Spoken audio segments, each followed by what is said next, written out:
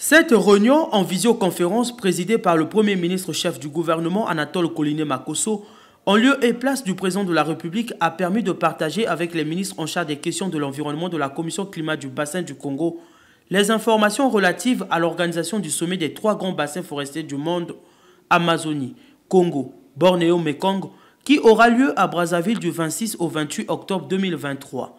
Les conclusions de ce segment ministériel seront portées à l'attention des chefs d'État et de gouvernement lors de leur session extraordinaire prévue incessamment. Il s'est agi au cours des travaux d'impliquer tous les États membres de la Commission dans la préparation du contenu de ce sommet afin qu'ils contribuent activement à sa réussite dans l'intérêt du bassin du Congo et de l'Afrique. La décennie 2021-2030, proclamée par les Nations Unies pour la restauration des écosystèmes, appelle à une mobilisation mondiale face à l'urgence environnementale et climatique.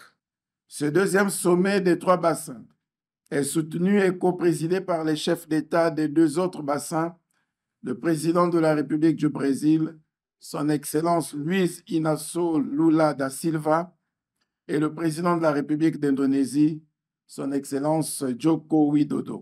Il est à noter que l'enjeu central du sommet est de mettre en place une gouvernance strictement sud-sud, structurant les 3 écosystèmes mondiaux qui, je le rappelle, représentent 80% de la biodiversité mondiale et sont le régulateur mondial de l'équilibre carbone. À la fin de la réunion, la coordonnatrice de la Commission climat du bassin du Congo, la ministre de l'Environnement, du Développement durable et du bassin du Congo, Arlette Soudan-Nono, a confié à la presse que cette rencontre concourt à créer les conditions pour la convergence de tous les partenaires vers une position commune à ce sommet sur des questions de fond concernant la préservation des forêts et de la biodiversité. Il nous faut nous organiser et puis nous avons besoin également d'être rétribués. Nous portons les équilibres écosystémiques de la planète aujourd'hui en termes de régulation du climat mondial. Il nous faut des compensations.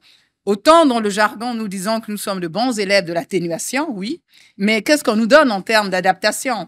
Parce qu'au travers du développement durable, nous devons aller vers ce qu'on appelle une économie circulaire et solidaire. Oui, mais cela se structure, cela s'organise. On prit part également à ce conclave les membres du Comité national d'organisation du sommet des 3 bassins, les représentants des populations autochtones, avec eux, les ministres de la Commission climat pour la région du Sahel et ceux de la Commission climat pour les États insulaires d'Afrique.